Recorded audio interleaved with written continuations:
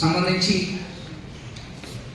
ఈ గంజా అనేది డిస్ట్రిబ్యూషన్ ఉంది అనేది అందరికి తెలుసు. దాన్ని కొన్ని సిస్టమాటిక్గా కంట్రోల్ చేయాలన్న ఒక ప్రయత్నంలో ఫస్ట్ స్టెప్గా మనం ఒక 20.5 kgs వరకు గంజా సీజ్ చేయడం జరిగింది. దీనిలో మనకు టోటలీ 8 మెంబర్స్ ఇన్వాల్వ్ అవ్వడం జరిగింది.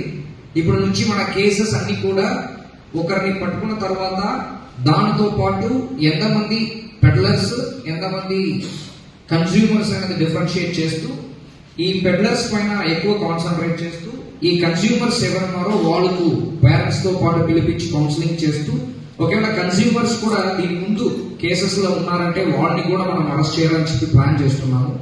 దీంట్లో ఫస్ట్ స్టెప్ గా మనం ఈ పర్టికులర్ కేసు మనకి చీబ్రోల్లో మనం రిజిస్టర్ చేయడం జరిగింది. మనకి ఫస్ట్ అక్యూజ్డ్ A1 కట్టా శ్రీను అని చెప్పేసి